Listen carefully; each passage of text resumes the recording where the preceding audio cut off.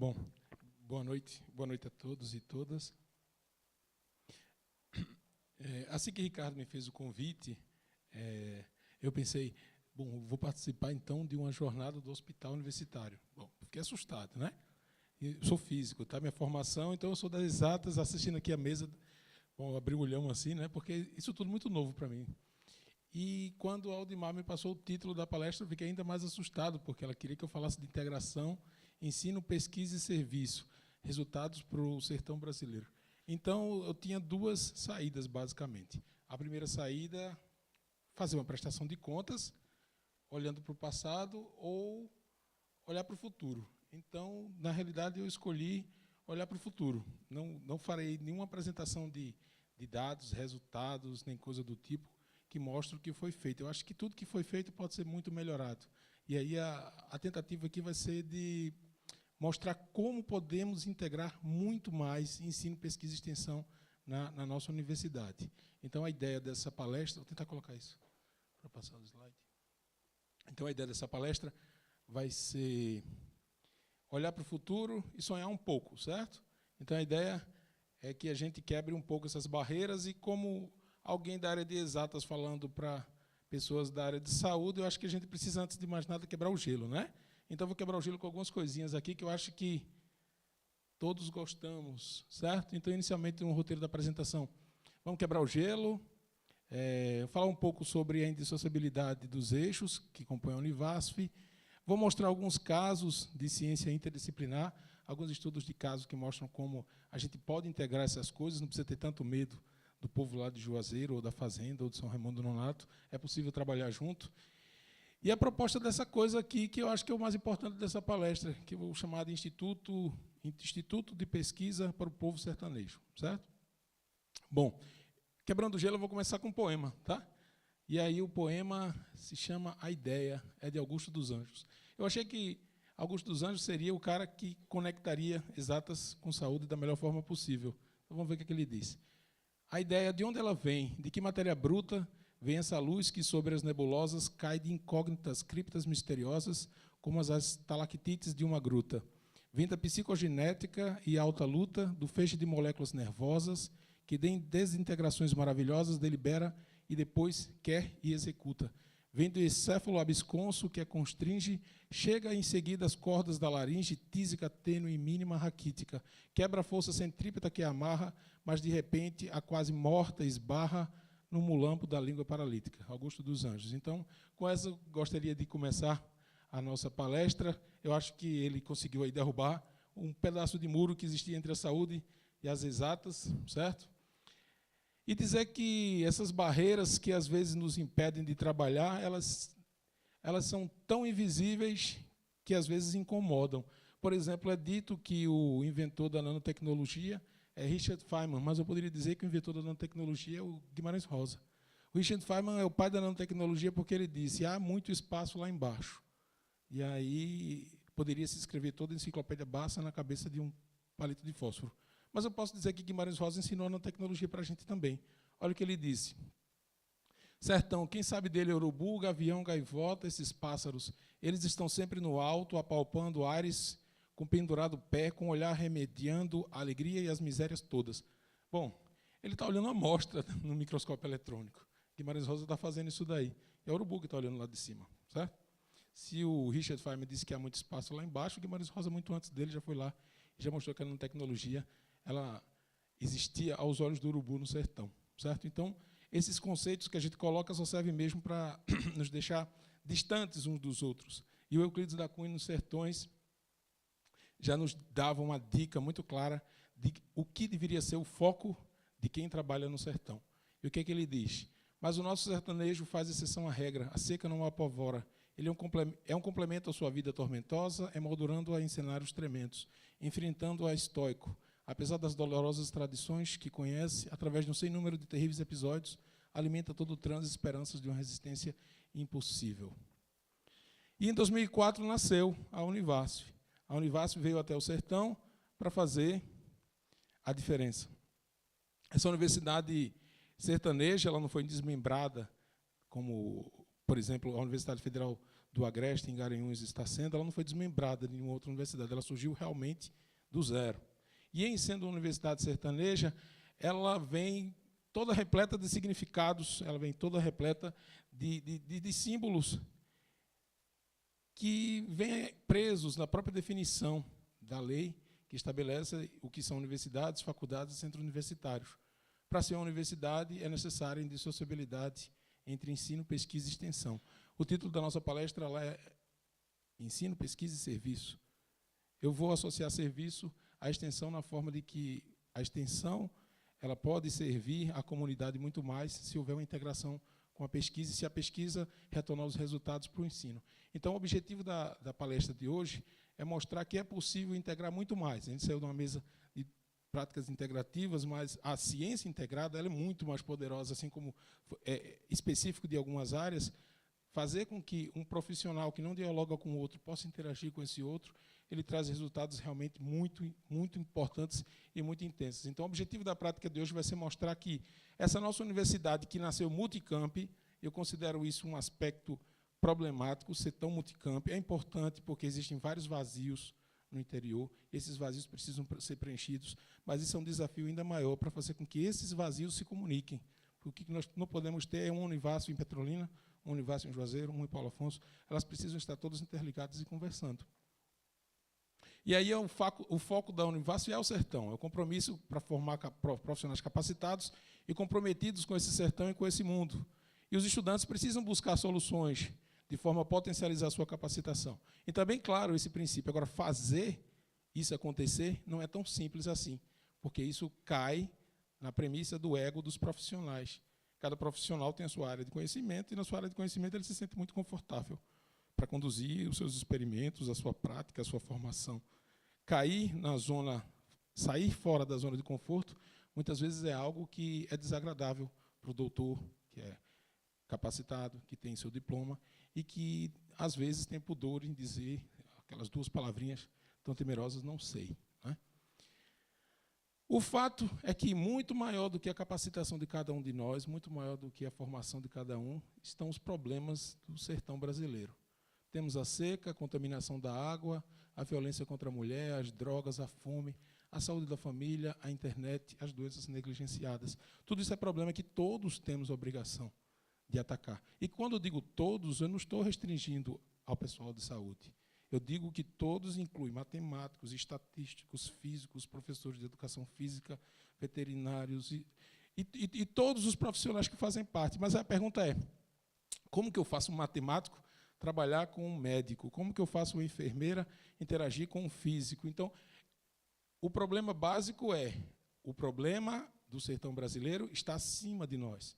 Se ele está acima de nós, é necessário que todos saiam da zona de conforto e, ao sair da zona de conforto, possam interagir e aprender um pouco mais da área do outro.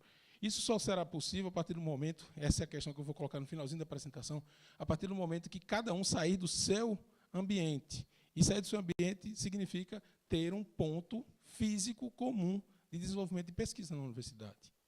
Porque se você pergunta onde que se faz pesquisa na Univassio, você diz no laboratório do professor A, no laboratório do professor B, no laboratório do professor C. Mas qual é o doutorado do professor A? Qual é o doutorado do professor B? Eu crio tilápia, a minha tilápia está morrendo. Para quem eu levo a tilápia que está morrendo para me resolver o problema? Eu preciso resolver o problema da minha tilápia. Eu vou levar para quem? Ah, vá no professor tal, porque ele tem doutorado em peixe. Tudo bem. Mas se de repente eu tenho um outro problema e nenhum professor especializado naquilo, quer dizer que ninguém pode resolver o meu problema? A universidade funciona em termos da especialização do seu corpo docente, ou o corpo docente está a serviço dos problemas do sertão? As doenças negligenciadas são muitas, e aí eu trouxe uma lista de algumas delas aqui para dizer que elas são negligenciadas simplesmente porque elas não dão lucro. Né? A indústria farmacêutica não faz remédio para elas, porque as pessoas não têm dinheiro para pagar pelo remédio que as trataria. Então, a doença negligenciada é aquela que, primariamente, nós temos que abordar. Nós somos uma universidade pública financiada pelo povo. E se o povo tem o tratamento negligenciado a partir do ponto de que ele não consegue pagar pelo tratamento, pelo neoliberalismo dominante do Deus mercado, nós precisamos ser a instância que vai atacar esse problema. Porque dar lucro para a indústria farmacêutica, todos fazem. Mas fazer uma pesquisa que possa quebrar o paradigma das migalhas que o Deus neoliberal joga ao povo é algo digno de se desenvolver. Fazer a pesquisa de interesse do mercado, todos queremos. Publicar na revista de maior fator de impacto, todos queremos. Mas resolver os problemas e fazer essa engrenagem girar ao contrário, eu já tenho dúvidas de quem tem interesse, de fato, de fazer isso daí. É fato, a Univasf precisa cuidar do sertanejo e da sertaneja. E a gente divide as funções. O médico cura o paciente, o farmacêutico faz o remédio, o engenheiro busca soluções tecnológicas, o psicólogo cuida das pessoas. E vamos, né? A gente vai seguindo, e todo mundo continua sem conversar, todo mundo se posiciona no centro do mundo, o centro do mundo é o nosso umbigo, cada um faz a sua. Se o médico não consegue resolver, o psicólogo também não, o engenheiro está estudando um problema de interesse da revista X dos Estados Unidos, e o paciente simplesmente não vai ter problema resolvido, porque os blocos que a gente vem sendo treinado desde o ensino médio nunca se conectaram. Nunca se conectaram. Eu sou físico, eu gosto disso, mas isso aqui resolve... Que problema? Qual o problema que isso resolve? Quando eu estou deprimido, eu vou para isso daqui, vou resolver minhas equações, porque isso aqui é minha terapia, entendeu? Mas eu sou consciente de que isto não resolve o problema do sertão, certo? Significa que isso aqui não serve? Serve, mas eu preciso dar enfoque a isto para que isto tenha utilidade. Porque se eu ficar restrito a resolver esta equação, eu vou ser o mais egoísta dos servidores, porque eu estarei fazendo a minha vontade. Eu fui capacitado, fiz universidade pública, mestrado, doutorado, sou servidor público, e estou sendo pago para ser mimado em resolver as equações que eu gosto. É muito egoísmo, não é? Mas isso acontece porque isso vem lá desde os primórdios. Quando a gente estudava, os professores puxavam a gente, né, diziam, estude matemática, história, geografia, português. Aí quando você chega aqui, aí, olha, essa história de física e matemática para quem é de saúde, não interessa. Para a gente que está lá na engenharia, dizem, não, esse pessoal que faz psicologia é muita conversa, né? Para que a gente vai dar atenção a isso? E aí vai rasgando os braços e as pernas das pessoas, e as pessoas vão ficando preconceituosas, cada vez mais preconceituoso, né? Não, aquele louco, eu vou assistir uma palestra de 6 horas da noite no congresso, no encontro do hospital universitário de um professor de física. Acho que Ricardo está doido, né? O que Ricardo está fazendo? Ele é um professor de física, vai mostrar umas contas lá, dizer que matemática equivale e pronto, né? Então, eu não vou. Pronto, eu vou sair da palestra aqui e não vou assistir isso, não. Só que esquece que tem uma luz aí que ilumina o fim do túnel, que se chama ciência. E ciência não tem subdivisão. Ciência é ciência. Quando você desenvolve ciência, você pode ser um matemático brilhante, um químico brilhante, um estatístico brilhante, mas, no fundo, o que você está fazendo é a mesma coisa. Se você sabe colocar a ciência para resolver os seus problemas, você deixa de lado o que está escrito no verso do seu diploma. Quando você termina o mestrado e um doutorado, você é mestre em ciências, doutor em ciências. Se você esquece o verso do seu diploma, você é doutor em ciências. Ponto. Isso significa que você pode resolver o problema do apagão, você pode resolver o problema da seca, você pode resolver o problema do esgoto jogado fora, você pode resolver o problema do garoto que não tem o que comer. O garoto que não tem o que comer não é problema do médico, nem do enfermeiro, nem do físico, nem do estatístico. Ele é um problema de todos nós. Dele ninguém terá interesse de cuidar. Mas será que a universidade pública, financiada pelo pouco que ele tem para pagar pelo arroz de todo dia, não pode se preocupar com ele? Será que eu não posso desprezar por um dia, ao menos, as minhas equações lindas e pensar junto com outras pessoas a solução para este garoto que está ali? Os Estados Unidos podem resolver os problemas deles, né? E aí joga corante, contamina, a população fica com câncer, a gente não tem água para beber. Mas, se eles podem, por que a gente não pode também? Eu vou mostrar o exemplo do instituto deles, que seria excelente para cá. Daqui a pouco a gente chega no instituto. O fato é que existem soluções muito urgentes para o planeta e muito mais para o sertão, porque a gente não tem água, não tem luz, a gente tem um avanço terrível no mundo inteiro de bactérias resistentes, e o problema está aqui, né? Você coloca um trator para puxar as baronesas do rio. Vocês perceberam a margem direita, como é que está lá? Do lado direito da ponte, quando você vai cruzando para Juazeiro. Elas cresceram muito, removeram 400 toneladas de baronesa de Paulo Afonso. E elas estão crescendo cada vez mais. Então, vou contratar agora 20 tratores para tirar a baronesa do rio? Vai resolver? Não, dos 20 você passa para 30, 50, 80. Qual o problema? O problema é que a gente está jogando esgoto no rio.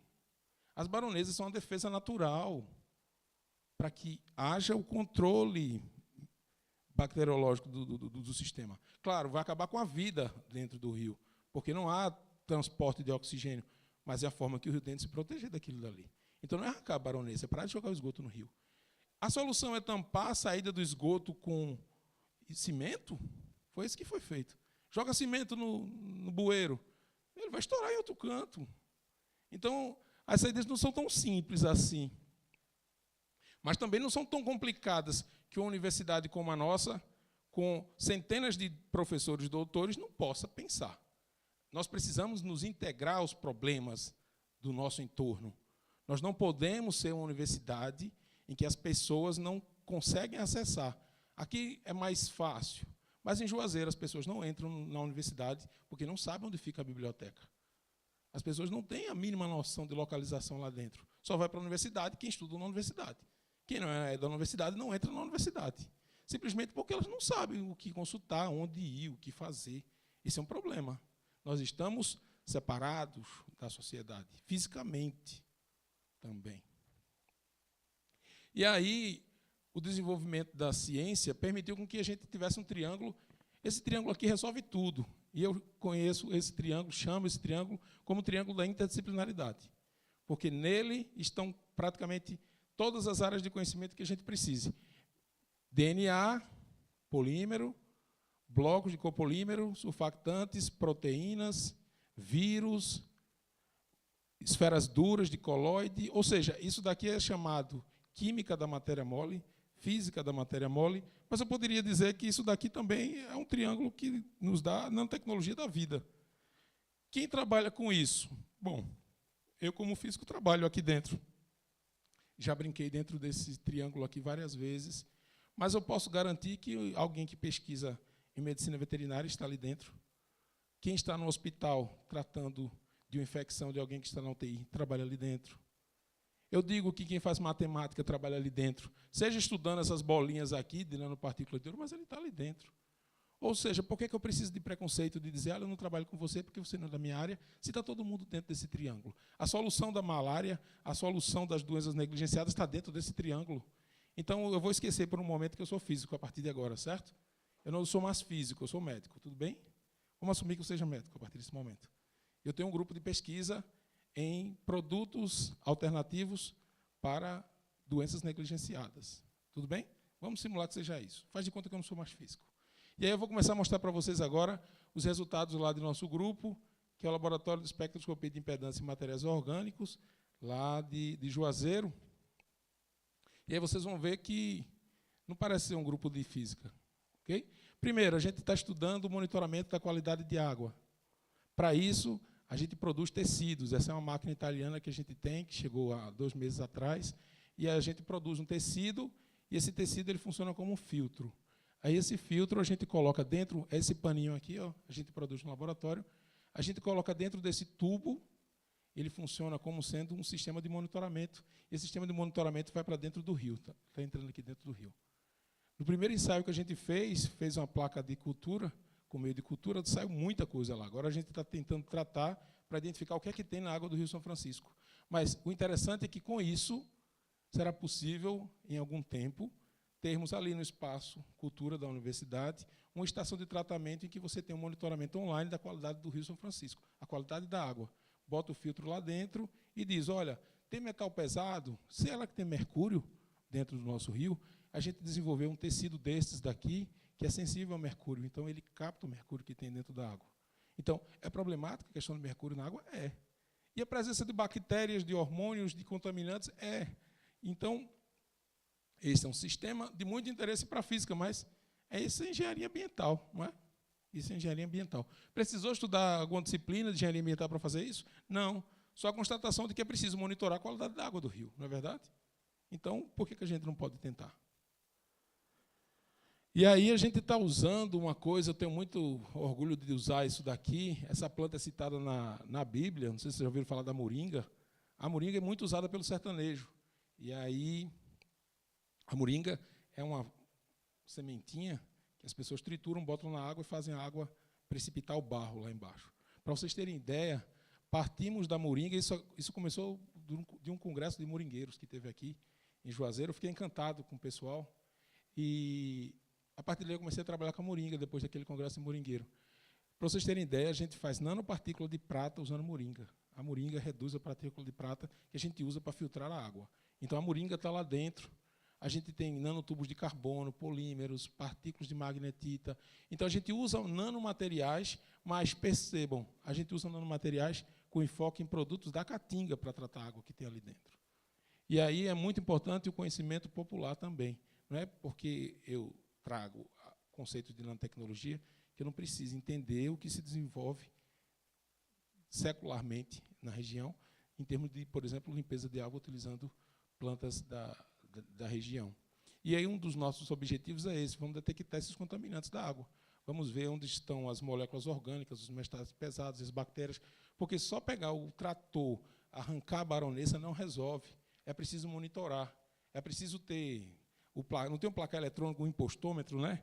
A gente precisa ter no centro de Petrolina um placar eletrônico mostrando a concentração de mercúrio na água do Rio São Francisco. A gente precisa disso? Precisa. A população precisa se conscientizar.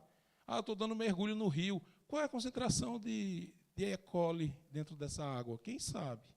Por que a gente não tem um medidor de concentração de bactéria lá dentro do placar eletrônico, ali na entrada do museu da Univasf? A gente está aqui para fazer a diferença, as pessoas precisam entender isso. E isso não é uma área específica, isso é a vida.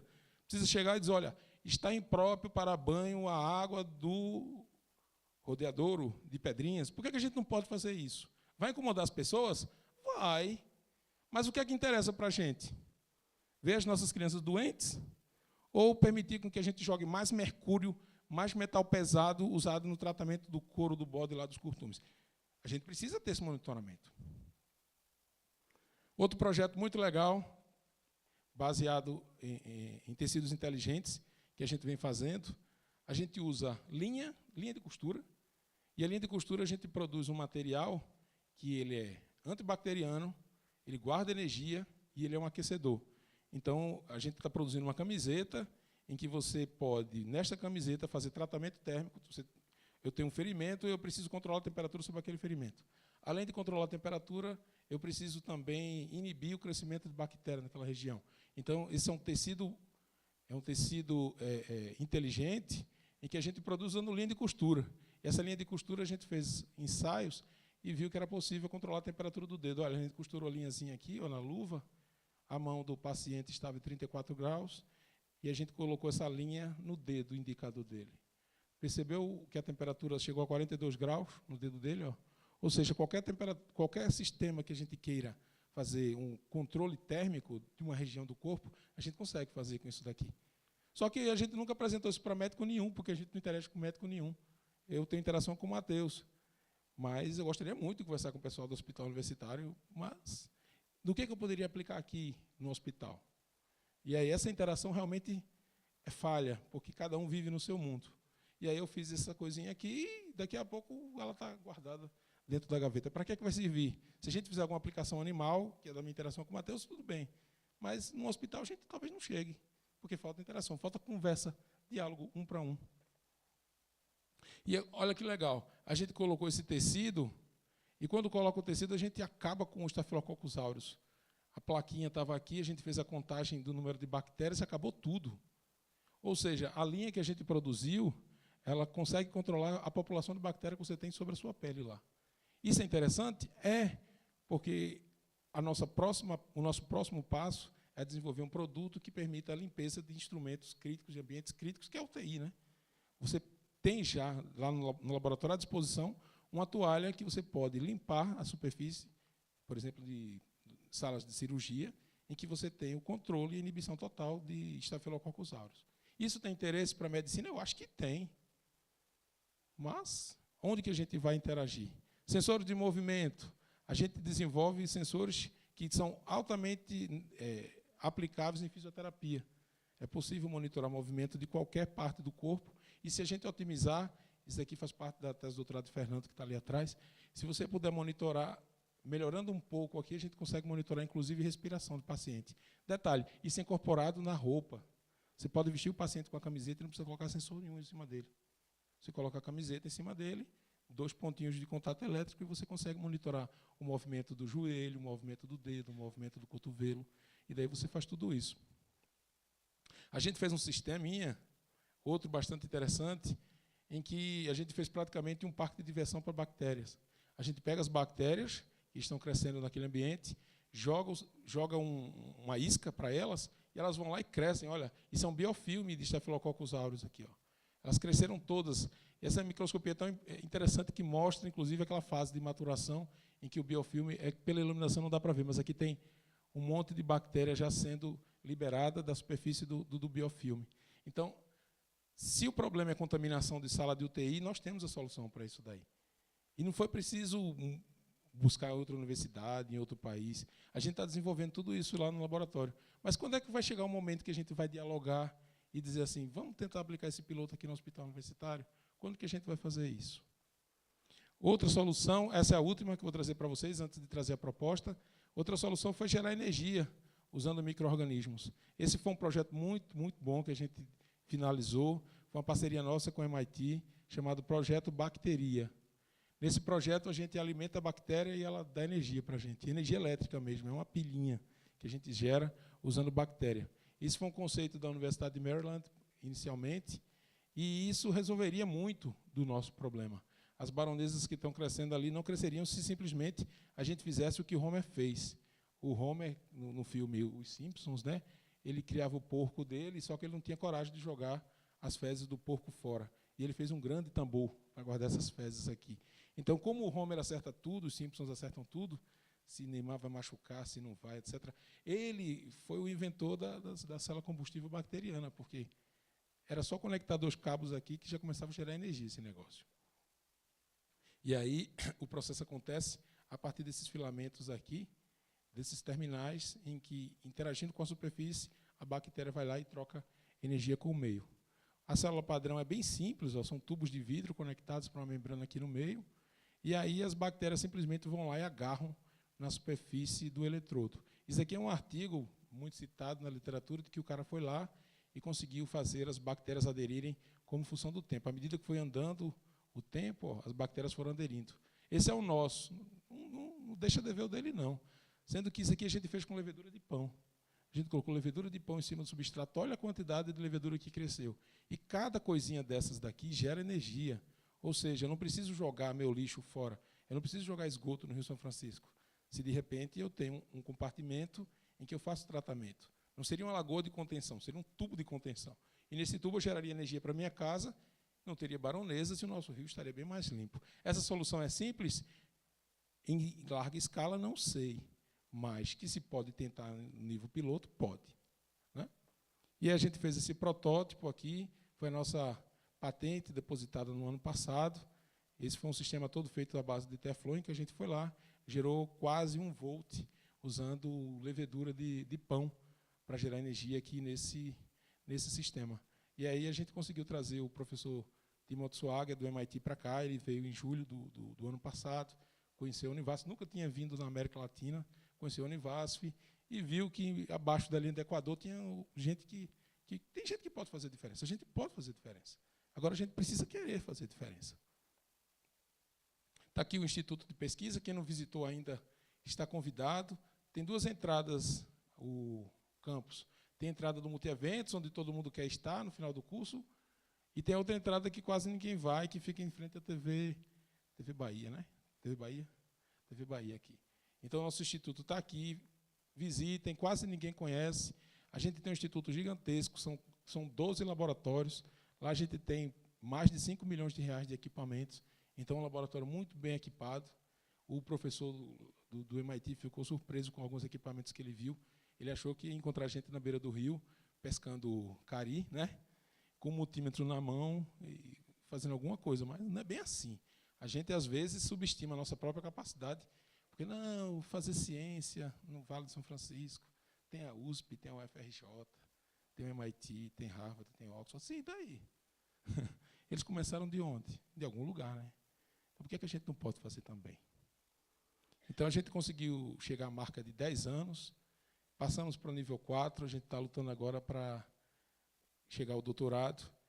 Quem é da área de saúde, a gente tirou todas as disciplinas de matemática, né? Ricardo foi um dos importantes nesse processo. A gente tirou tudo que era matemática, não precisa de nada de derivada, integral. A gente já tem vários alunos de saúde entrando lá. E para trabalhar com ciências dos materiais é só ter vontade. Não precisa ser engenheiro para trabalhar com isso, não. Mas o que eu queria finalizar, basicamente, e o que é o objetivo da minha palestra aqui, é isso daqui. Ó. Eu tive a oportunidade de trabalhar 2 vezes nesse Instituto de Nanotecnologia do Soldado Americano. E eu vou passar um tempinho a mais falando com vocês sobre isso daqui. Isso é um instituto de pesquisa do Massachusetts Institute of Technology. Como é que funciona lá? Lá eles têm a universidade, que não é pública, mas que funciona à base de financiamento público das Forças Armadas. Então, essa história de dizer que vamos privatizar tudo é uma coisa meio... nem tanto assim. Porque uma universidade privada que depende de órgãos, Marinha, Exército e Aeronáutica. Então, ela não tem financiamento público para a pesquisa, muito pesado. Então, o que é que o Exército americano fez? Ela chegou e disse assim, olha, eu não quero saber a sua formação. Eu vou construir uma série de laboratórios de ponta, de nanotecnologia, e se você for capaz de resolver os problemas do soldado, o nosso herói, você trabalha lá dentro.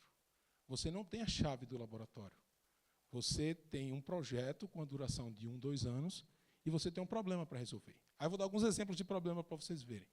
Exemplo, o soldado, quando vai para a guerra do Afeganistão, ele desidrata muito facilmente. Eu preciso que alguém desenvolva um filtro para a urina que separe os sais e deixe apenas H2O, para poder ele beber da urina dele. E aí o cara pega um projeto de 2 anos, pronto, eu vou fazer um filtro para a urina, em 2 anos eu vou terminar. Em 2 anos o cara termina o projeto, sai do instituto e deixa o produto. Fiz um filtro de urina em que o cara vai lá, faz o xixi, bebe a água, não está mais desidratado. Ou então chega para outro e diz assim, olha, o nosso soldado está tendo problemas nas caminhadas no deserto. Eu preciso produzir exoesqueleto para ele. E aí eu vou produzir uma roupa que aumenta a força do cara. 2 anos para você fazer isso. Aí você vai lá, produz a roupa dele e termina. Mas quando termina eu vou embora? Não, eu vou saber o que é que eles querem agora. Aí ele vai dizer, olha, eu quero que você desenvolva uma roupa que armazene energia para o soldado. Aí você já estava 2 anos lá, eu quero mais 2 anos, eu consigo fazer. E você vai vivendo assim, entende? Eu não sou dono de laboratório, eu não tenho a chave do laboratório. Eu tenho um projeto renovado a cada 2 anos. Então o cara diz assim, agora eu quero que você faça um capacete que resista a um tiro de AR-15. Cara, 4 anos. A outro diz 3. Pronto, 3 ganhou. 3 anos para fazer o capacete. Aí 3 anos o capacete de AR-15 está feito. E aí na entrada tem lá o soldado americano que foi para o Vietnã e o soldado americano que vai para a próxima guerra. Tem a roupa de um e a roupa do outro. É incrível a diferença.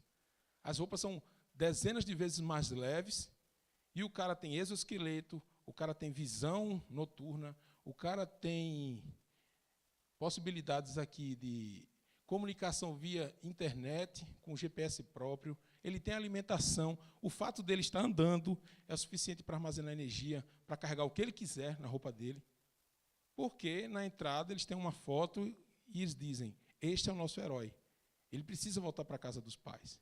Então, para o americano, o herói é o soldado que vai para a guerra, ele precisa voltar para casa.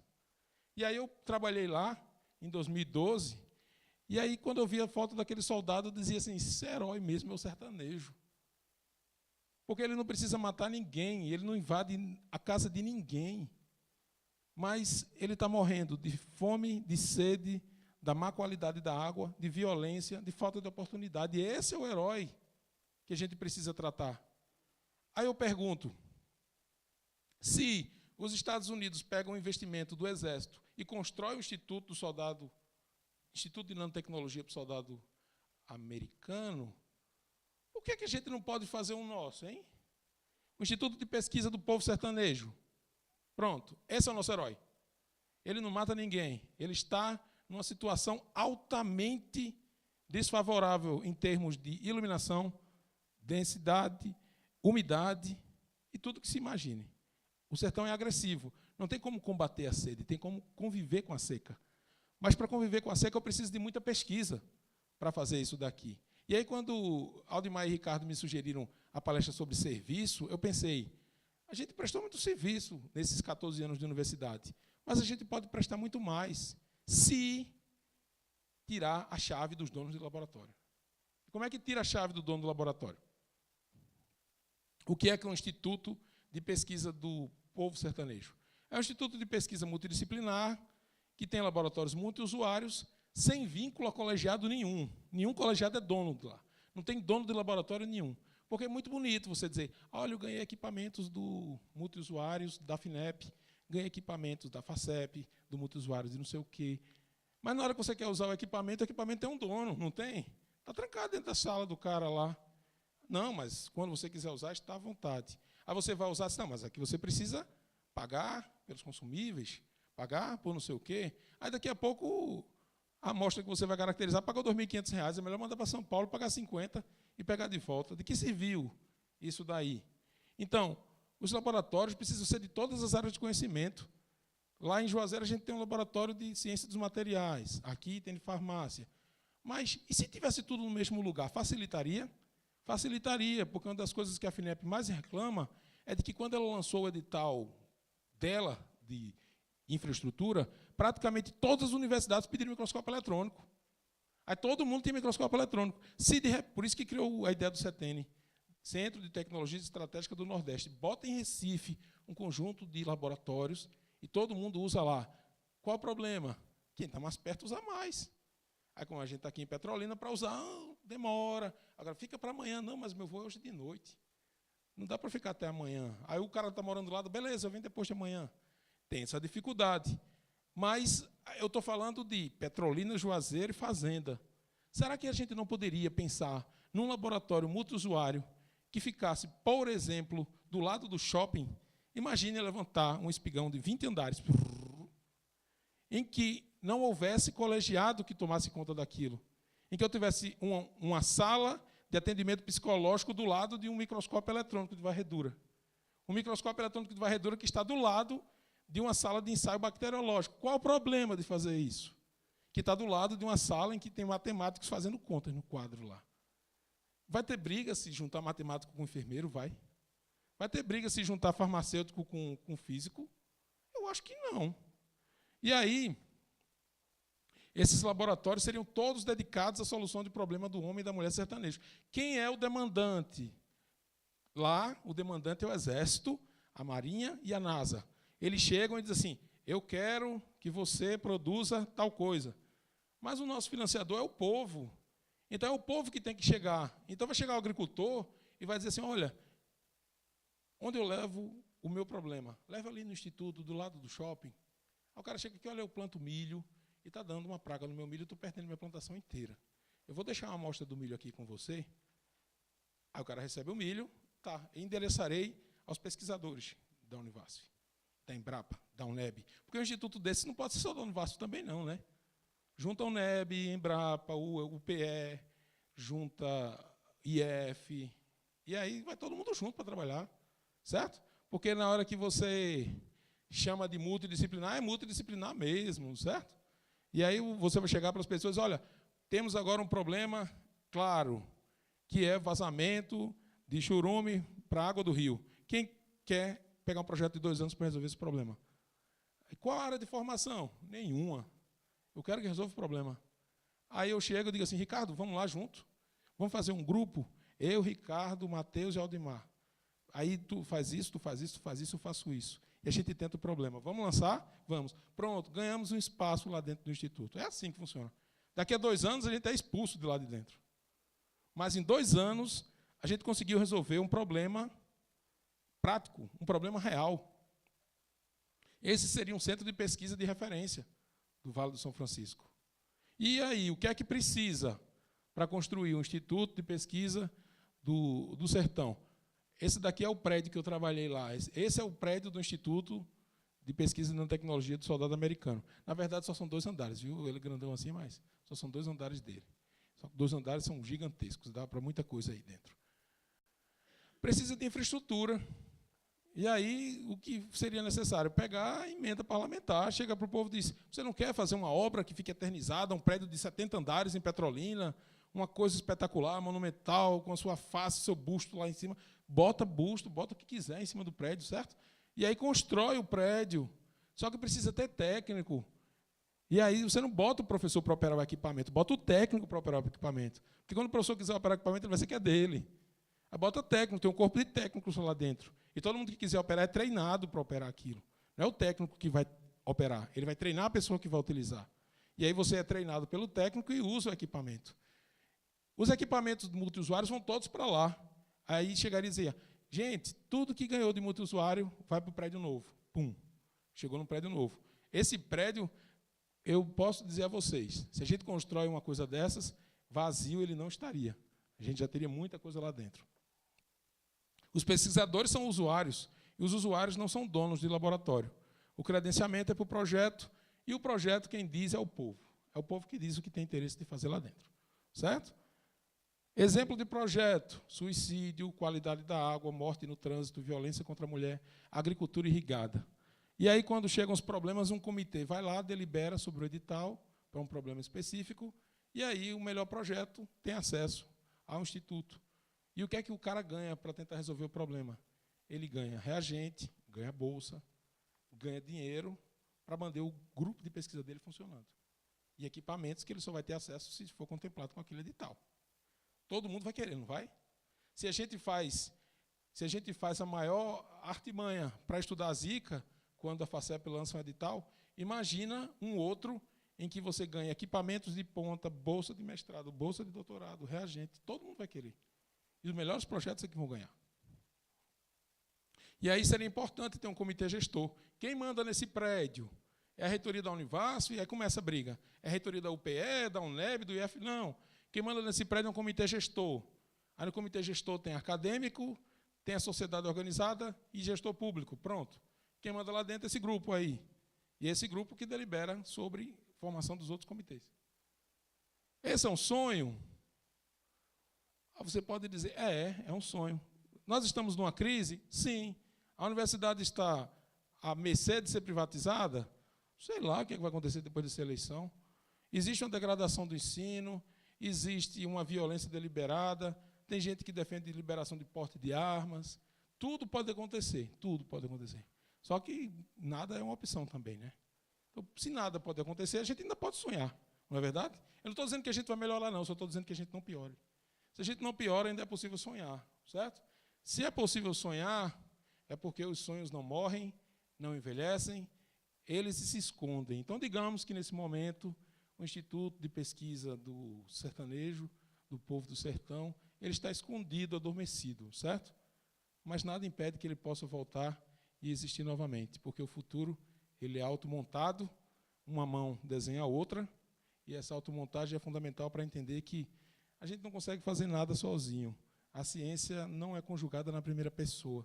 A ciência ela depende da criatividade e do desejo das pessoas de resolverem problemas que são bem maiores do que ela.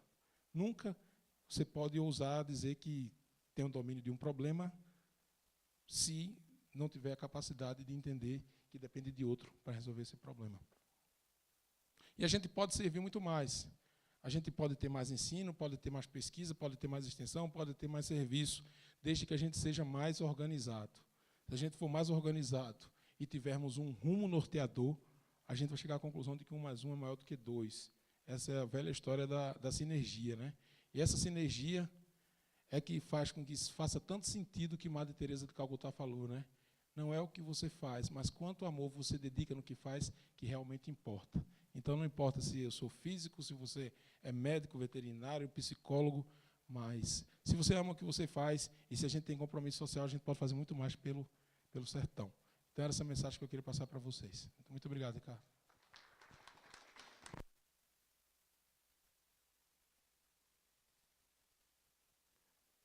Obrigado, Elinando, pela excelente palestra.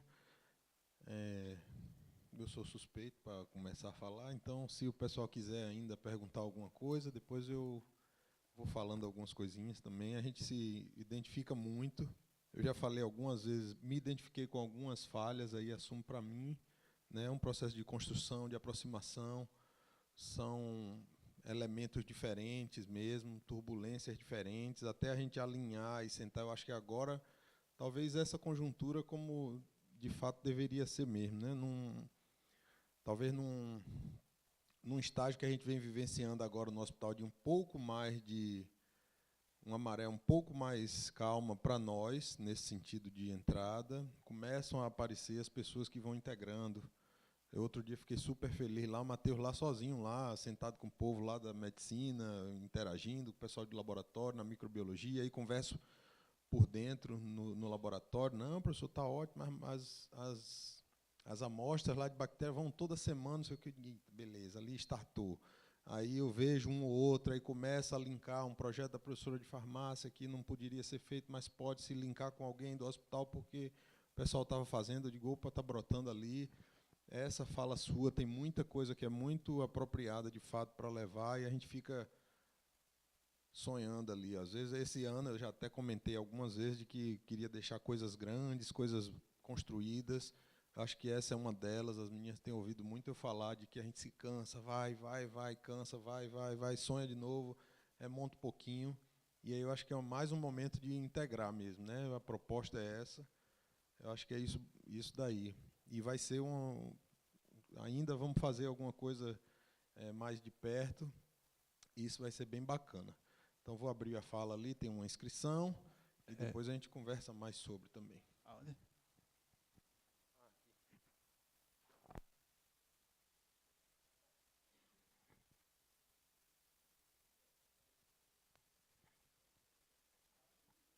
Oi. Bem, boa noite.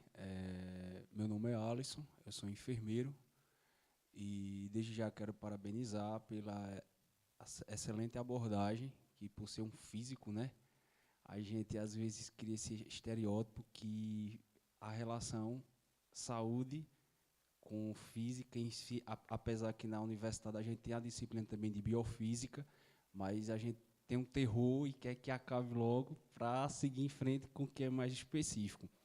E eu achei muito interessante a abordagem, de fato, até a possível esperança futura da implantação desse instituto, que vai pesquisar, de fato, sim, a população sertaneja e, sim, tentar melhorar a qualidade de vida. Mas, de fato, é visto hoje na sociedade, principalmente grandes universidades federais, a busca constante pela competição da pesquisa científica, não visando tanto a qualidade de vida, porque creio eu que quando o governo vai liberar verbas para pesquisa, seja de PIBIC, seja, né, de pesquisa, extensão, mestrado, doutorado, a finalidade da pesquisa seria o quê? O que vai trazer de melhoria para a qualidade de vida, seja no âmbito nacional ou seja no âmbito mesmo regional onde a universidade está. E o que a gente vê hoje é que grandes grupos de pesquisa, eles estão trabalhando mais o LATS, publicação, qualis 1A. Eu quero publicar. E quando você avalia, você vê que muitos grupos de pesquisas, eles sempre estão trabalhando no modelo fordista, aquele trabalho em série, sempre desenvolvendo aquela mesma pesquisa. Aí, quando você vai observar, só muda quem? O aluno.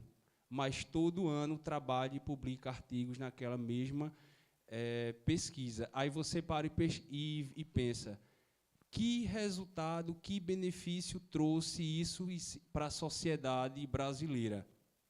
Entendeu? Então, isso é visto hoje uma grande falha em relação a essa pesquisa, nas grandes universidades. É um trabalho de bastante importância, esse aí que você abordou. Só que, infelizmente, a gente vê hoje, no mundo em que a gente vive, de tanta competição, que como seria implantar essa ideia numa equipe multiprofissional dentro de uma instituição federal ou pública? Porque a gente vê que sempre existe aquela briga, eu vou publicar mais do que aquele grupo, vou publicar mais do que aquele, e às vezes esquece a realidade. que é o quê? Formar um cidadão para que possa, quando ele vir sair daquele ambiente de pesquisa, ele venha melhorar a qualidade de vida de uma forma holística daquela população brasileira ou regional. Aí foi abordado sobre a questão da importância da ciência, só que a ciência tem que andar o quê? Em parceria com a população, porque como é que vai utilizar a ciência para o controle de diversas doenças negligenciadas, sendo que a porta de entrada de saúde hoje no ambiente de saúde é o quê? O SUS. Então, para que possa trabalhar de fato, eu acho que a ciência, o enfermeiro, o médico, o cirurgião dentista, os profissionais da atenção básica, que é a de baixa complexidade, eles têm que desenvolver ciência. Não só apenas um estudante de uma universidade ou até mesmo um profissional da EBSER, que trabalha com pesquisa, incentiva. Então, acho que é importante também, na nossa esfera global, incentivar os profissionais, desde a atenção básica, a desenvolver pesquisa. Porque, quando a gente vai avaliar o âmbito geral hoje do município de Petrolina, a gente vê que tem diversas doenças negligenciadas em casos de ser áreas hiperidêmicas.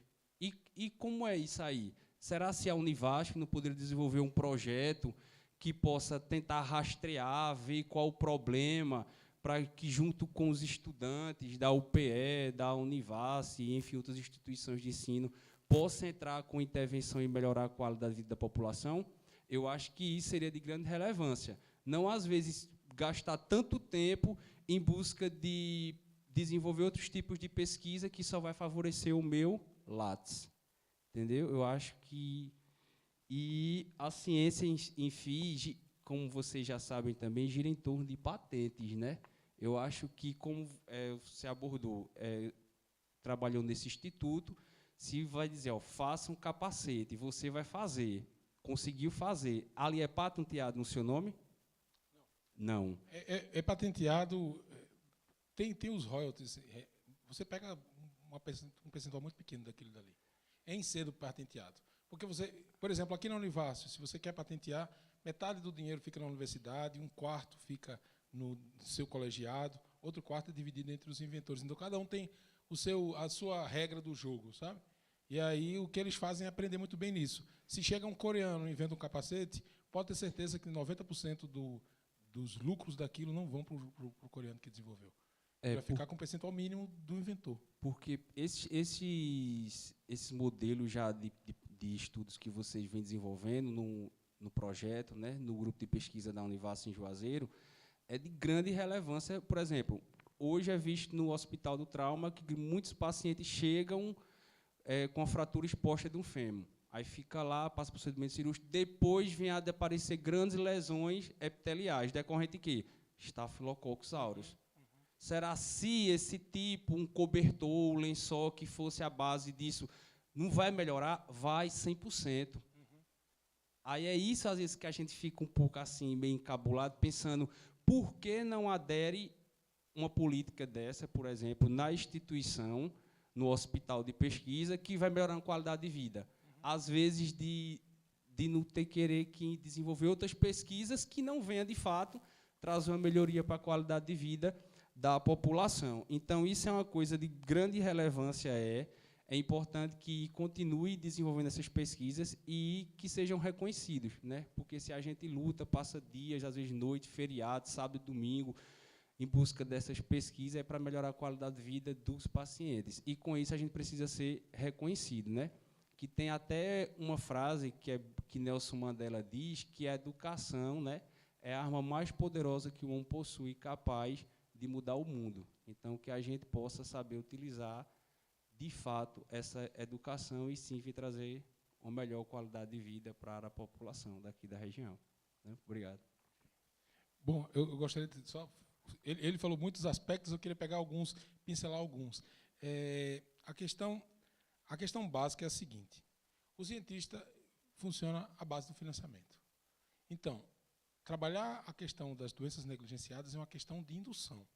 Se o governo federal decide colocar as doenças negligenciadas como sendo o foco do investimento, pode ter certeza que 80% dos cientistas brasileiros vão trabalhar para aquilo dali. Então, é como o milho e a galinha. O governo tem o milho, vai soltando o milho e as galinhas vão seguindo. É uma questão de indução. Vou dar um exemplo na escala micro, certo? Você já ouviu falar do edital chamado BIA, que são as Bolsas de Incentivo Acadêmico. Nós fomos convidados, eu e o Matheus, estamos nesse comitê, e a gente resolveu dar uma reviravolta no edital. Normalmente as pessoas diziam que existiam as áreas de projetos. As áreas eram exatas, humanas e saúde. Né? A gente disse, não tem mais área não. Agora você vai ter que ir em 6 eixos. Energia no semiárido. Quais as outras, Matheus, que eu não lembro? Água, solos, alimentos, saúde no semiárido. A gente colocou esses eixos. Houve uma resistência tremenda no primeiro momento das pessoas. Mas e a minha área? Por que ela não entrou? Não, o importante não é a sua área. O importante é como você vai contribuir para resolver um eixo do que há ali. Se eu trabalho com a área X e a área X pode ajudar no eixo Y, entra naquele eixo ali e ali você vai ajudar a resolver da sua forma. Então, esse tipo de gerenciamento que a gente fez em escala micro foi um editalzinho do BIA, que agora a gente vai levar para uma revista da Univasf, que vai ter os mesmos eixos do BIA, que a gente tem uma revista que vai ter esses focos, essas áreas de concentração. Isso pode ser alimentado a chegar à escala de CNPq, à escala do FINEP. Se existe uma cota para o Nordeste, por que dentro dessa cota do Nordeste não pode haver um limite, uma cota mínima de projetos para a solução do problema do semiárido? Então, essas induções elas dependem muito de quem tem o dinheiro. Porque se o governo chega e diz, eu quero que se trabalhe com tanto, eu tenho tantos bilhões de reais, você pode ter certeza que a maior parte dos laboratórios estarão todos envolvidos nessa questão. Aí vem o segundo ponto que eu queria comentar, que você falou que as pessoas lutam pelo seu látis. É verdade. Porém, isso é resultado de um vício, de que as pessoas não se sentem protagonistas da sua própria história. Porque fazer pesquisa não é uma atribuição apenas de quem é doutor. E as pessoas se sentem muito fragilizadas em dizer assim, não, tem que fazer pesquisa, tem que ser o dono do laboratório. Se eu trabalho num sistema de atenção, eu não posso pesquisar sobre isso porque eu preciso ter meu doutorado. Não existe essa relação de que só pesquisa quem tem doutorado. Qualquer pessoa pode pesquisar. E desse conhecimento, o conhecimento é anônimo. O que as pessoas precisam entender é isso. Se os egípcios construíram as pirâmides para serem imortais, não é o látis que vai fazer ninguém ser imortal. Então, na hora que você se tira esse manto de orgulho e de arrogância, de que o látis vai tornar... Porque o interesse é esse.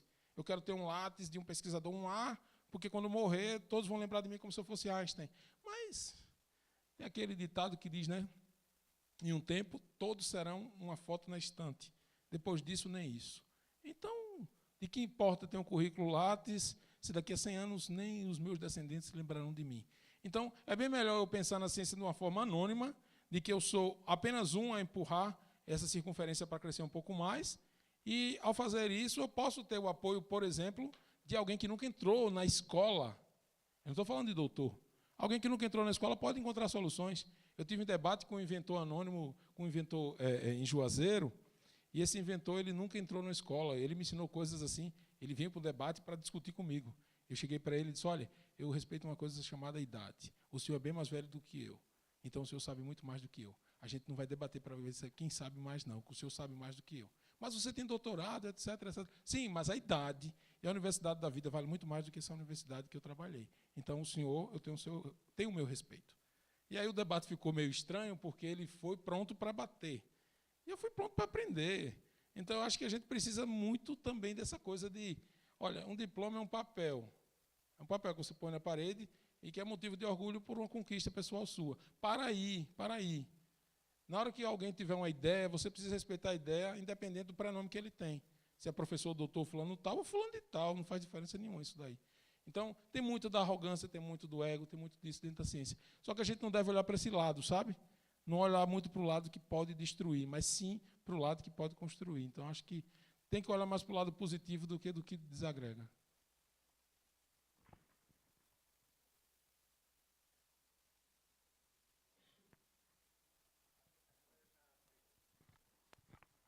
Alguém mais? E não tendo mais nenhum, eu queria de novo agradecer a vocês por terem ficado até esse horário conosco. Agradecer a Linando por ter vindo, ter participado, ter se disponibilizado a participar. Eu sabia que iria contar com o seu apoio, que é um entusiasta, é uma pessoa que faz, é uma pessoa que pensa de forma integrada, é muito proveitoso tê-lo por perto. Então, agradecer a todos por esse dia, convidá-los para amanhã.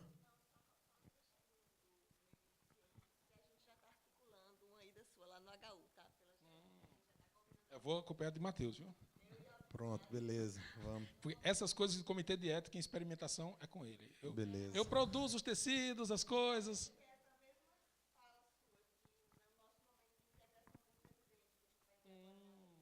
Pronto, está aceito. Beleza. Tá bom, pode contar comigo lá. Então já é um ambiente de mais construção que a gente quer esse ano realmente deixar esse legado, porque a gente entende que isso é mais importante hoje para a gente lá no hospital. A gente passou um momento inicial de conhecer o hospital, de registrar os estudantes que adentravam o hospital. A gente não tinha nenhuma série histórica de quais os alunos estavam, onde estavam, em que projetos estavam, quais eram os projetos que tínhamos, quem eram os profissionais que tínhamos. Hoje a gente tem um pouco isso mais nas nossas mãos, e mais durou um tempo até construir isso. Agora é essa fase de construir coisas que são maiores, né? E a gente pensa num doutorado, pensa numa especialização, pensa na construção de um grande, ou de grupos de pesquisa, por isso que eu falei o exemplo do Matheus, e aí é uma coisa que a gente está pensando em deixar legados mesmo, para que isso se construa. Seu nome é? Alisson, se construa e se consolide na instituição que a gente tem. Hoje, de novo, vou repetir, desde de manhãzinha, Linando, até agora a gente falou apesar do tema ser integração, a gente falou demais de falta de comunicação em todas as mesas redondas. Se a gente falava as meninas estavam aí até desde o início. Se a gente falou um pouco de cuidados paliativos, falta comunicação entre as equipes, saber o que é, saber o que não é, um faz de um jeito, outro faz de outro, a coisa não fica engrenada, não fica azeitada. Falamos de manhã de alta hospitalar, faltava comunicação por dentro do hospital, de fora do hospital, entre unidades, etc, etc. Falamos em Serpix, aí, em práticas integrativas, aí a plateia, eu não conhecia o projeto, a gente não se comunicou. Eu posso lhe interromper um minuto? Tem uma coisa que eu tenho falado com os colegas lá em Juazeiro, que eu acho que funciona para toda a universidade, que é o seguinte: eu venho de um departamento que tem 35 anos, e eles nunca deixaram de ter um colóquio nas sextas-feiras. São 35 anos de palestra toda sexta. Só se feriado, se o dia de Natal for na sexta, se a Páscoa for na sexta, eles não têm. Uma coisa que eu critico abertamente na Univas é a falta de cultura de discussão científica. Se você vai numa universidade americana ou de qualquer outro lugar, você tem uma agenda de 5, 6 palestras por dia. Você tem 6 palestras por dia. Se você não quiser trabalhar, você passa o dia todo vendo palestra. No departamento de bioquímica tem essa, no departamento tem aquilo. Aqui na Univasf, a gente conta nos dedos quantas palestras a gente tem por mês, na universidade inteira. Então, uma coisa que é importante é as pessoas se encontrarem nos corredores e falarem de ciência. Porque na hora que as pessoas falam de ciência nos corredores, significa que o negócio está crescendo. E o que a gente mais encontra pelos corredores são pessoas discutindo futilidades, discutindo coisas que não têm um mínimo... Bom, discutir que o Brasil está quebrado, dizer que o Brasil não tem futuro, a gente já sabe o que está acontecendo no Brasil. Mas é na crise que você tem a oportunidade de dar grandes saltos, porque se está todo mundo achando que está tudo perdido e que está comprando passagem para ir embora, enquanto isso está acontecendo, eu estou sonhando com outras coisas. E quando as pessoas descobrirem que não era tão ruim assim e que vai voltar a funcionar, você já está anos-luz lá na frente.